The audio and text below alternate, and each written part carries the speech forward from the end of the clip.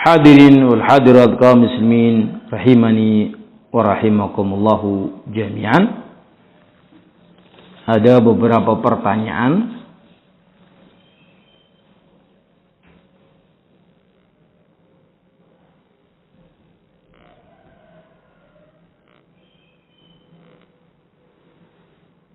ini tulisannya kecil. Lu bisa baca? Bertanya, anak pernah dengar katanya boleh berwudu dalam WC dan doanya dibaca dalam hati asal tidak berdiri atau jongkok di klosetnya. Tapi bagaimana hukumnya jika membaca doanya sambil berdiri, tidak berdiri di atas kloset dan saat berwudu jongkok di pinggiran kloset? Apakah boleh? Ayo. Jazakallahu khair. Pembahasan tentang orang yang berwudu di atas kloset. Ini pembahasannya begini. Yang dilarang ketika kita buang hajat berdiri di atas kloset itu adalah menyebut tentang asma Allah, qiraatul Quran, bertasbih, bertakbir, itu tidak boleh. Itu yang tidak boleh. Apalagi ketika kita masuk ke kamar mandi, di situ ada dua ruangan di mana kita berdiri untuk mandi dan di sampingnya ada klosetnya. Maka kita wudu bukan di atas klosetnya tentunya. Kita wudu di tempat yang kita mandi. Kita ucapkan bismillah boleh di situ. Tidak harus dari luar pintu. Karena itu boleh, itu tempat kamar mandi, bukan untuk kita buang hajat. Kalau buang hajat itu baitul khala, klosetnya. Jadi waktu di zaman Nabi sallallahu alaihi wasallam prakteknya itu kapan Rasul mengucapkan Allahumma inni a'udzubika minal khubuthi wal khaba'ith. Ketika di zaman dulu orang ketika mau buang hajat pergi jauh, menjauh dari orang sampai tidak terlihat. Artinya buang hajat di bar itu sahra, padang pasir, di tempat yang terbuka tetapi berupaya untuk menjauh dari manusia. Artinya bukan dalam satu ruangan begitu. Kapan doa ini dibaca? Sebelum duduk. Sebelum duduk. Berjalan kemudian membaca Allahumma inni a'udzubika minal khubuthi wal khaba'ith. Setelah itu kemudian duduk. Posisi buang hajat itu yang tidak boleh kita untuk mengucapkan kata-kata thayyibah atau zikir atau wirid atau basmalah. Tetapi ketika tidak di atas klosetnya, di kamar mandinya, maghsalah bahasa Arabnya, itu tempat yang boleh kita untuk berwudu di situ. Membaca bismillah juga boleh, karena kita tidak sedang buang hajat. Itu tempat di mana kita sedang mandi, bukan baitul khala. Sehingga untuk kita mengatakan tidak boleh berwudu di kamar mandi yang ada WC-nya, itu satu hal yang dipertanyakan dalilnya. Karena yang ada adalah ketika sudah buang hajat posisi di atas klosetnya, di saat itulah seorang tidak boleh melakukan apapun dari ibadah tasbih, takbir dan yang lainnya. Apakah boleh bagi kami salafiyun untuk mengikuti program belajar atau kuliah secara online yang dipimpin oleh selain ahli sunnah seperti universitas seperti universitas. Pembahasannya di sini adalah bab tentang talabul ilmi.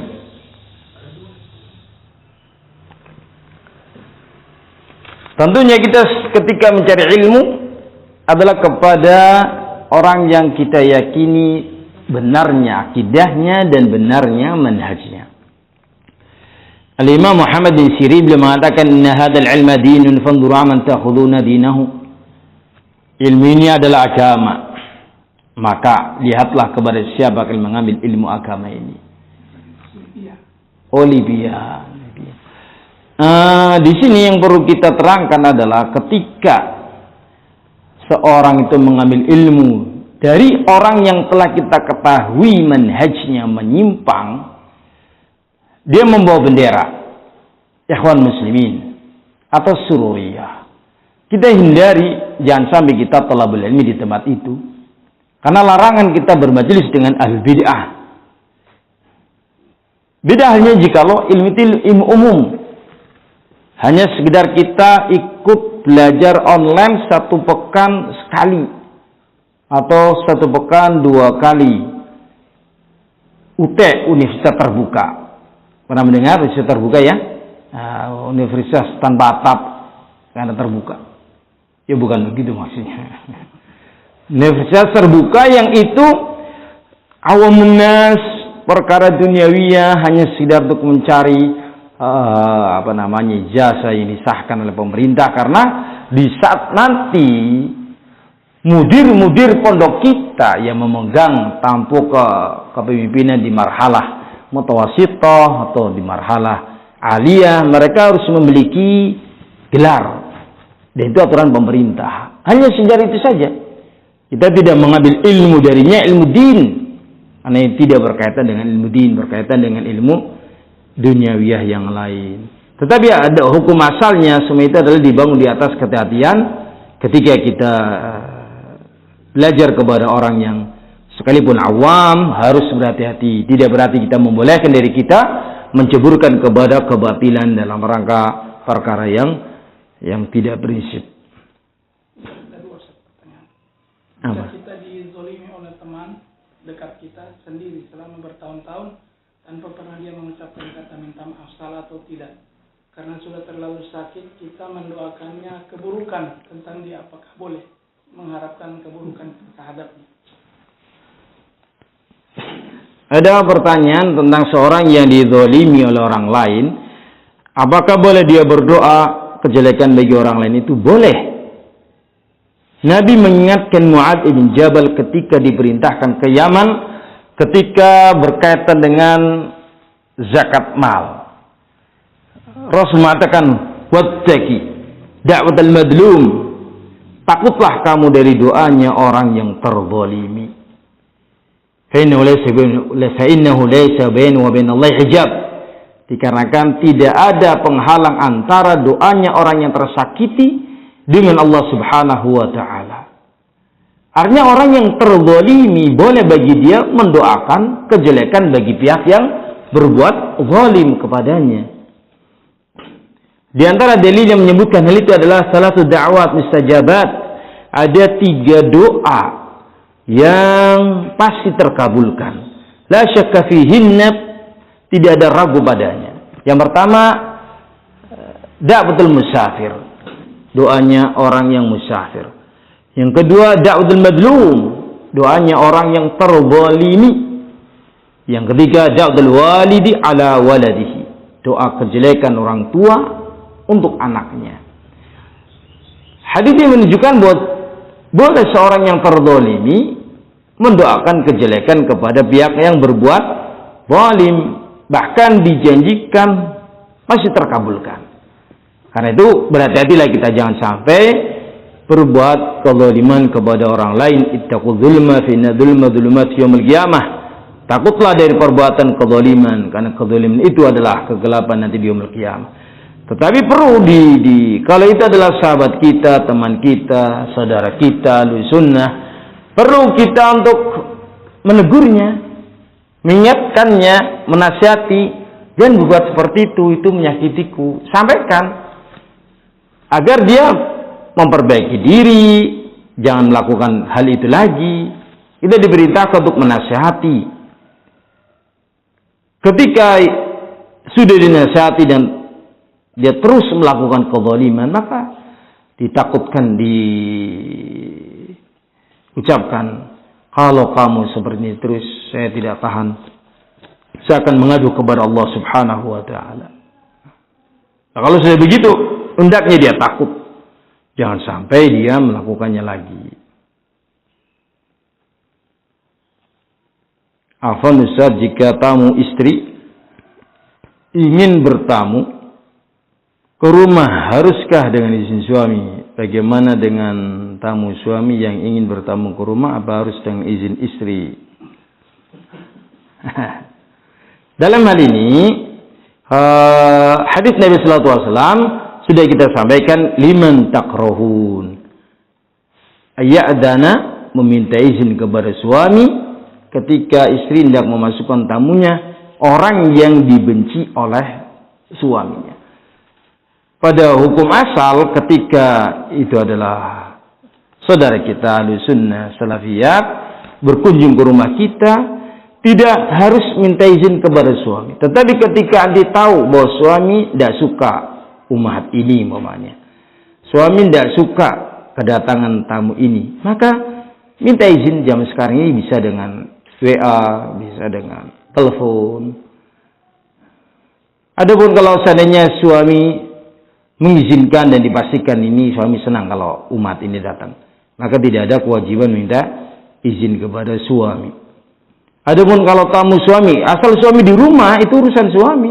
Kan nggak mungkin ada tamu laki-laki datang ke rumah kita tanpa adanya kita yang ditemui istri-istri kita. Dalam rangka apa itu? Tentunya ditahan, jangan. Nanti nunggu suami, karena urusannya dengan suami. Jam 6 lebih 7. Cukup? Ketika makanan beragam atau pedas, apakah itu bentuk mencela makanan? Tidak. Itu hanya sekedar ikhbar. Oh, bergaram, bergaram. Ada makanan terlalu asin ya. Wah, ini banyakkan garam. Bukan mencela. Itu hanya ikhbar. Agar supaya bisa diperbaiki, dikasih apa lagi supaya hilang garamnya atau pedas. Yang menghina ucapan-ucapan yang bermuatan mencela. Kalau tidak suka maka ditinggalkan, jangan dimakan. Ini makanan jelek, buruk, atau apa, kalimat-kalimat yang menghinanya.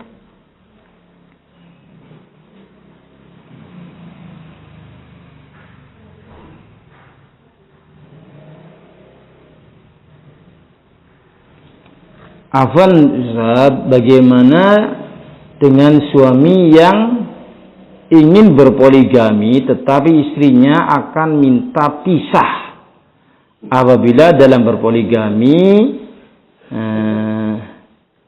apa ini tulisannya? Coba cantum. Dibantu. Bagaimana dengan suami yang ingin poligami tetapi istrinya akan minta pisah apabila dia berpoligami? Mohon minta penjelasannya, Ustaz. Jazakallahu khair. Istilahnya langkahi dulu mayat, kata istri. Oh, pertanyaan gitu ya. Apabila suami hendak poligami, istri meminta untuk pisah gitu. Atau bahasanya langkahi dulu mayatku gitu. Dasar sekali bahasanya. Di sini sebelumnya saya minta maaf. Perbuatan yang menunjukkan kepada kekufuran adalah menolak syariat Allah Subhanahu wa taala. Salah satu di antara sebab orang kufur adalah membenci terhadap syariat Allah Subhanahu wa taala. Kalau tidak mampu atau tidak mau, maka jangan sampai membenci syariat yang satu ini. Nah, syariat yang satu ini adalah syariat Allah Subhanahu wa taala, Allah yang menciptakannya, menetapkannya. Jangan sampai kita membencinya. Harus kita menerima. Kalau kita tidak menerimanya, itu sikap-sikap orang yang kufur, mendustakan ayat-ayat Al-Quran, wal'iyadu billah. Adapun kalau umpamanya menolak, pertanyakan kenapa menolak. Kita berharap penolakan itu bukan karena penolakan hukumnya, bukan penolakan terhadap ajarannya, tapi penolakan itu adalah karena faktor mungkin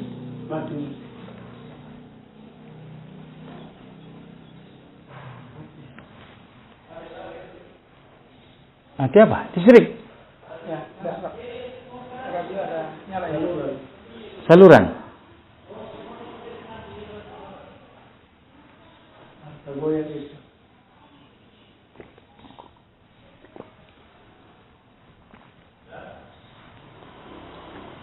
Belum bunyi?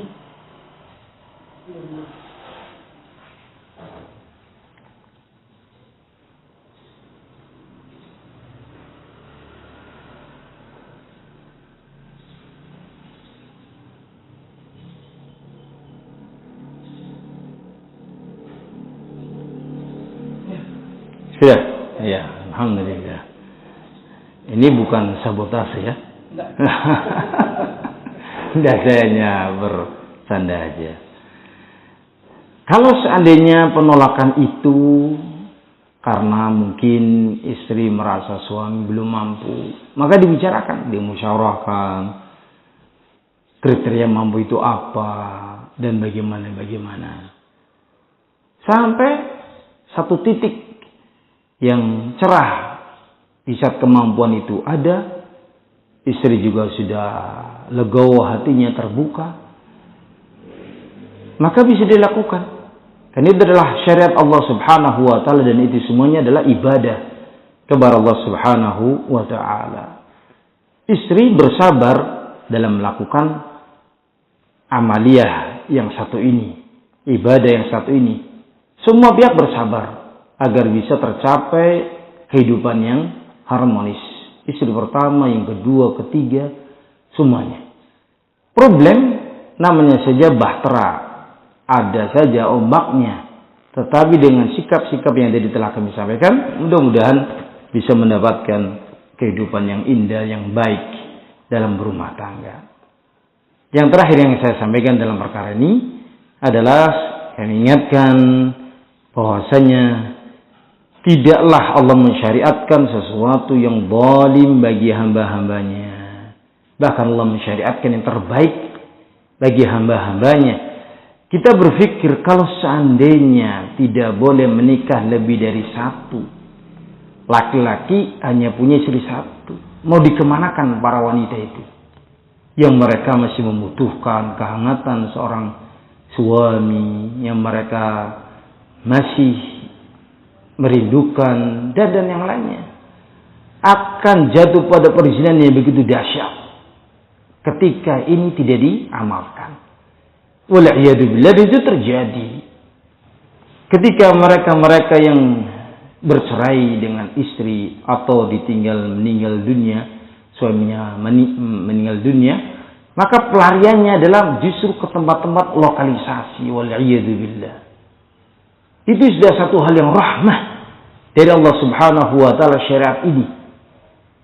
Walhamdulillah. Sehingga segala sesuatu bisa dikompromikan, dibicarakan, dimusyawarahkan, dan dipenuhi keadilannya.